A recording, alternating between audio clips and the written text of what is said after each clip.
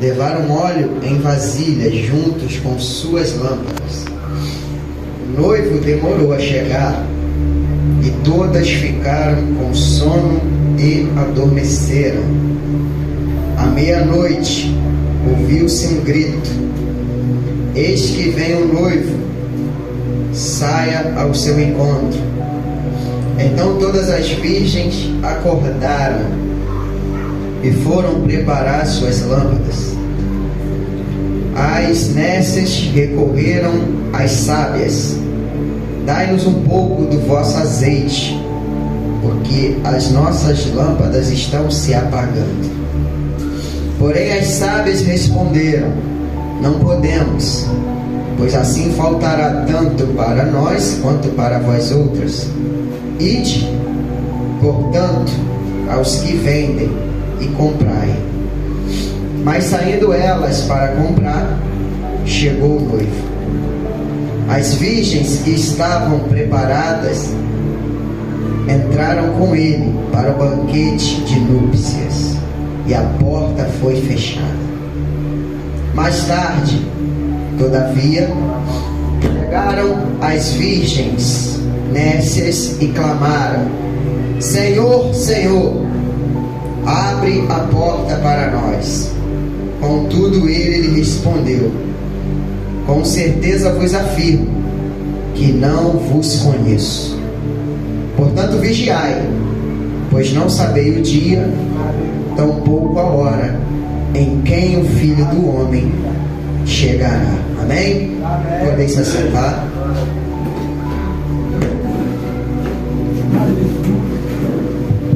Glória a Deus.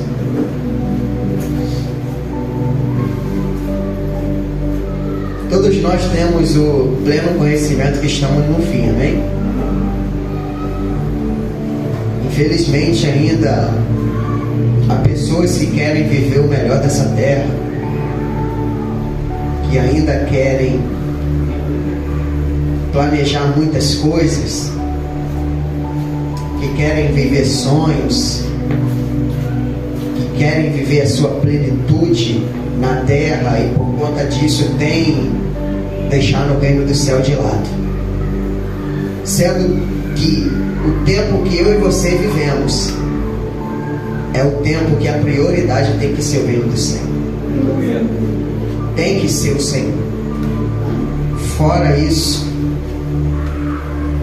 não há condição de entrar no reino do céu, porque o Senhor ele traz essa parábola para os seus discípulos, para todo o povo, para homens que conheciam a palavra, que eram lideranças religiosas, e por meio dessa parábola ele queria colocar um exemplo de como seria a caminhada e aqueles que irão entrar e aqueles que irão ficar de fora. E ele coloca esse exemplo como o casamento judaico.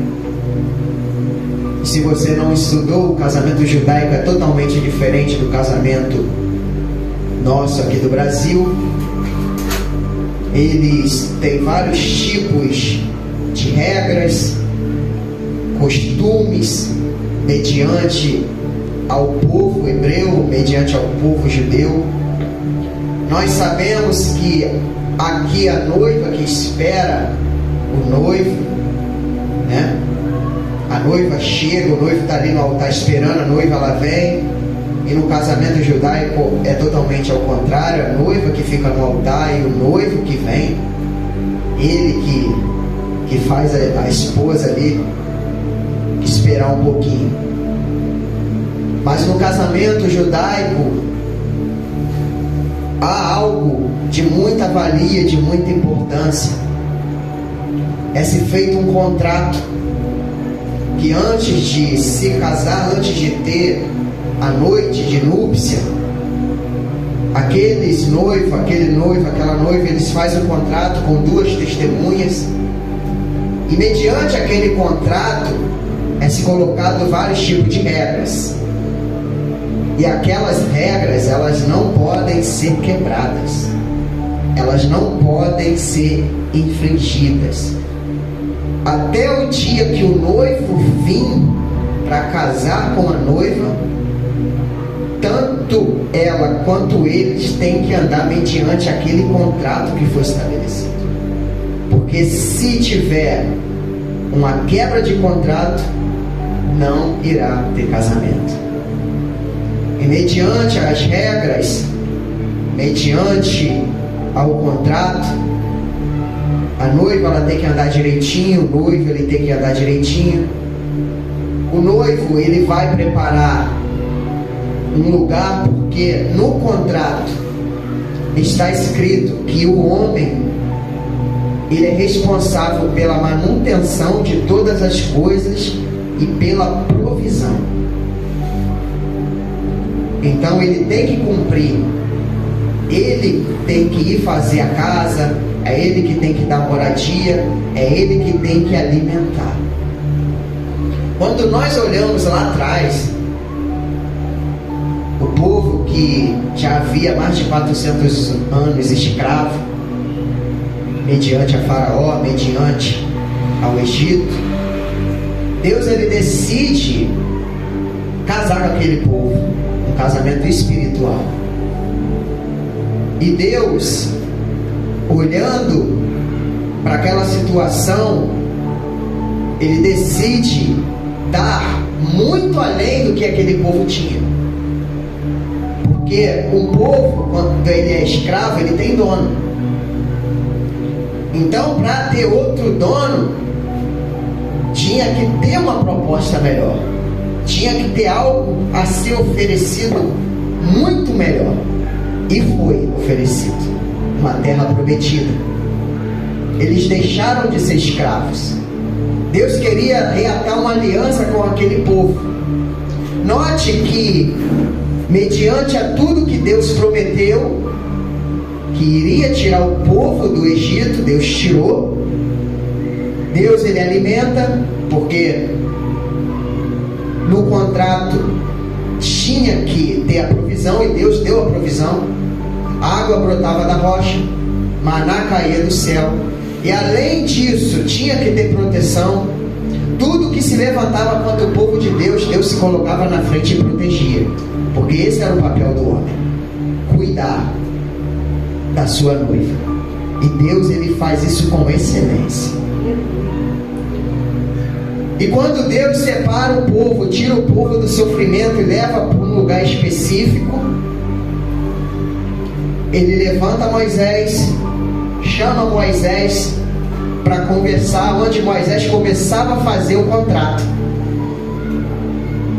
começava a colocar os mandamentos, para que quando aquele mandamento chegasse pelas mãos de Moisés lá embaixo, aquele povo viesse a praticar tudo direitinho, para que não viesse a ter um adultério espiritual. E mediante aquele contrato, antes mesmo de ser terminado, a palavra mostra que aquele povo, achando que Moisés já demorava, faz outro Deus, começa a adorar outro Deus. Ou seja, houve um adultério espiritual, e aquele povo não se casou. Aquele casamento foi deixado de lado, porque eu e você, de maneira nenhuma, tanto eu como homem e você como mulher, nunca vai querer casar sabendo que alguém é adulto. Vai? Não. Você vai querer casar com alguém que é mentiroso? Não vai. Alguém sabendo que não vai trazer provisão, que não vai te proteger? Mas de maneira nenhuma. Todos nós sabemos que no período que nós namoramos, período de se conhecer, se nós, no período de conhecimento, identificar que a pessoa não tem palavra, que a pessoa não tem compromisso, que a pessoa ela não vai ser homem, que ela não vai ser uma mulher, você se casaria? De maneira nenhuma. Porque você quer casar com alguém que tenha compromisso e venha ter um casamento pleno. E aquele povo não teve compromisso com o Senhor. Aquele povo traiu o Senhor por uma estátua, por um bezerro de ouro. E aquele casamento ele foi deixado de lado. Mas Deus não desistiu. Deus, ele não desistiu. Deus agora, mediante a Jesus Cristo, envia o Senhor na terra para colocar de novo esse contrato na minha e na sua vida, e na vida de todos que ouviram a palavra. Mas, Márcio, o que seria esse contrato? A palavra de Deus. O contrato está diante de nós todos os dias. Porque no casamento judaico, quando eles determinam todas as regras, e eles colocam todas as regras, eles colocam o contrato na parede. E aquele contrato todo dia é visto. Para quê? Para que tanto ele quanto ela não venham quebrar esse contrato. Porque eles querem casar. Eles querem ter uma vida unida um e ao outro. E Jesus, ele colocou esse contrato, não foi na parede, foi na tauba do meu e do seu coração. Porque ele quer casar com a noiva que é comprometida com esse contrato, que é comprometida com o contrato que ele colocou no coração meu e seu. E a pergunta é: o que nós estamos fazendo com esse contrato? Porque nós declaramos aqui que nós não casaremos com uma pessoa sem compromisso. Imagina um Deus que é puro.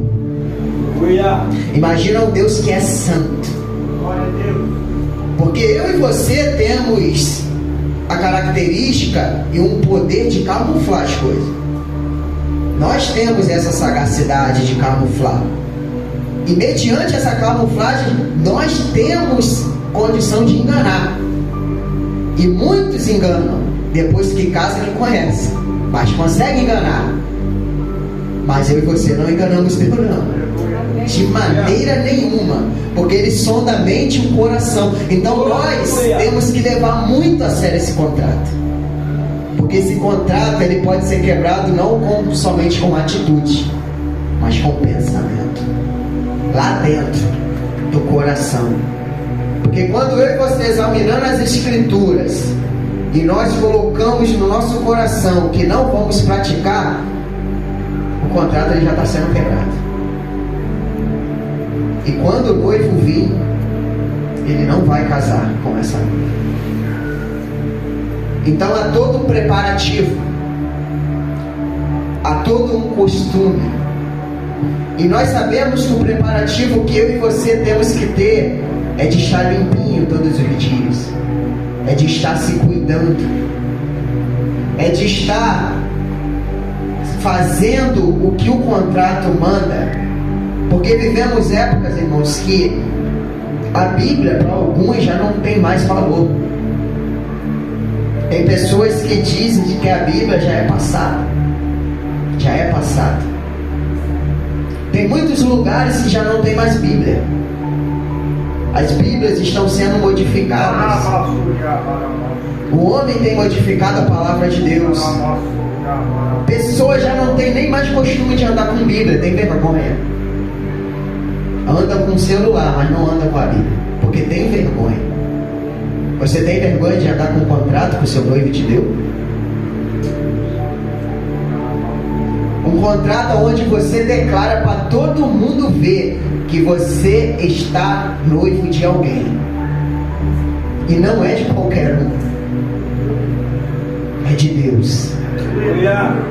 Então quando você declara para todo mundo que você busca praticar a palavra, que é o contrato de Deus, você está falando para o mundo, para as pessoas, para o pecado, para o diabo, que você está bem comprometido com alguém.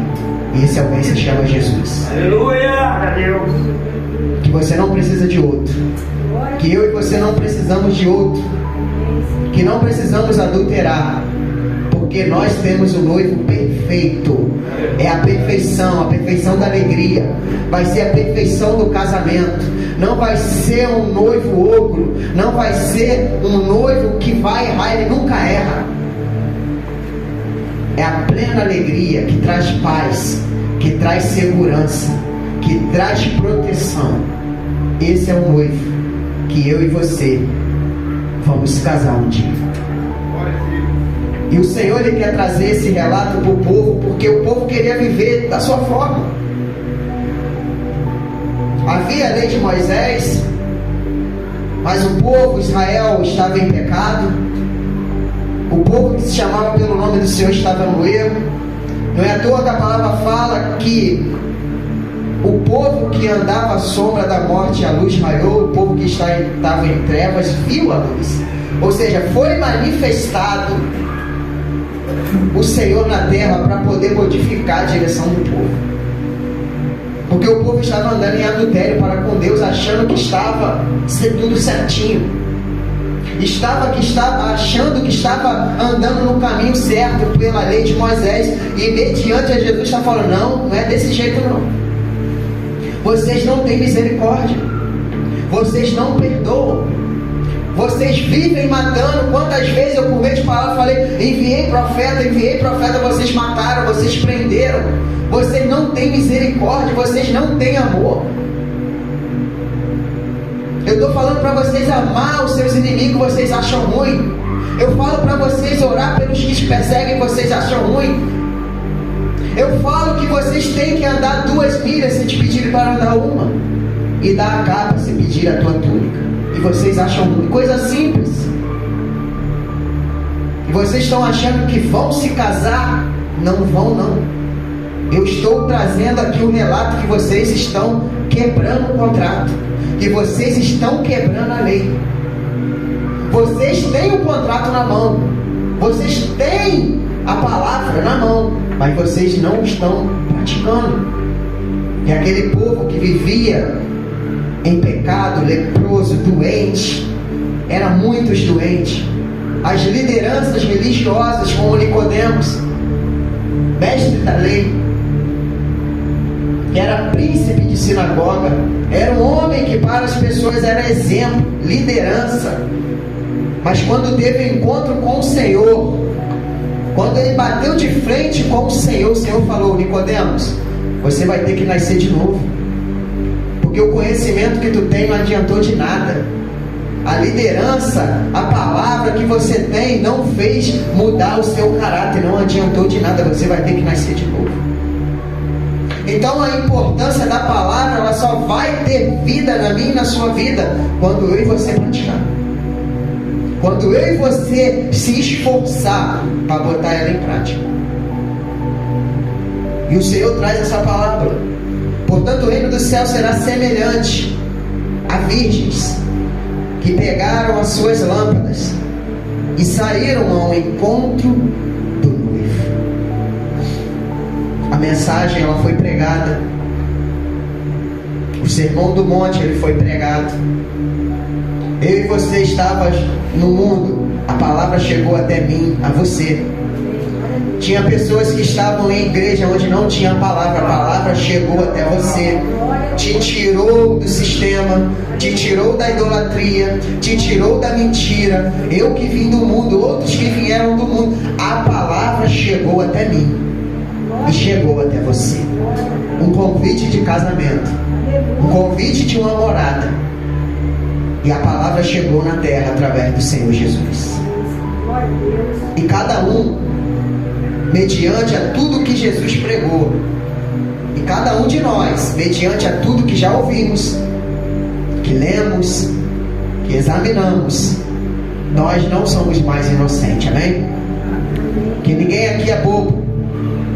Todos nós já lemos a palavra, todos nós conhecemos o que é certo e o que é errado, mediante a palavra, mediante aos ensinamentos.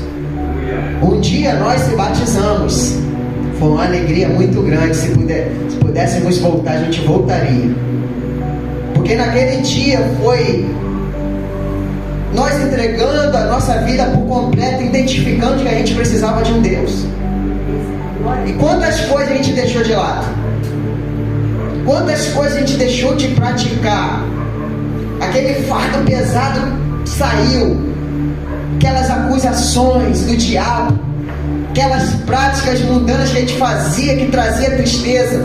Nós estávamos mortos, e aquilo tudo foi saindo mediante a palavra, porque a palavra limpou.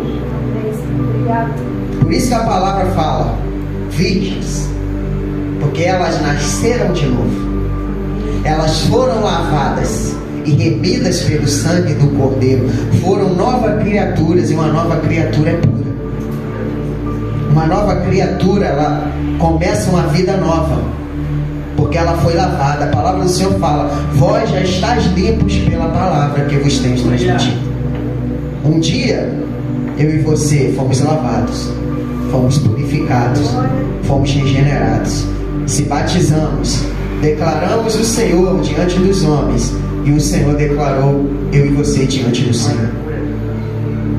E aquele povo que ouviu João Batista mediante ao Jordão, arrependei-vos, porque é chegado o reino dos céus, pregando o caminho do Senhor, pregando arrependimento. Aquele povo também, que aceitou a palavra de Deus, se batizou, foi purificado, foi lavado, e andaram segundo a palavra de Deus.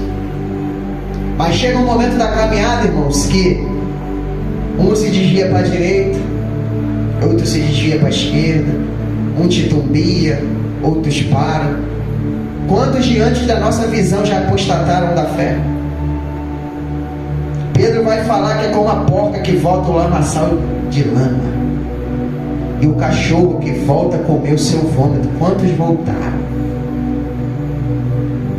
Irmãos, voltar para onde Deus nos tirou, sabendo que a Bíblia fala que será pior do que foi a primeira vez, que já foi horrível o que eu e você fizemos aos olhos do Senhor. Imagina fazer o que foi pior do que aquilo que eu e você praticamos.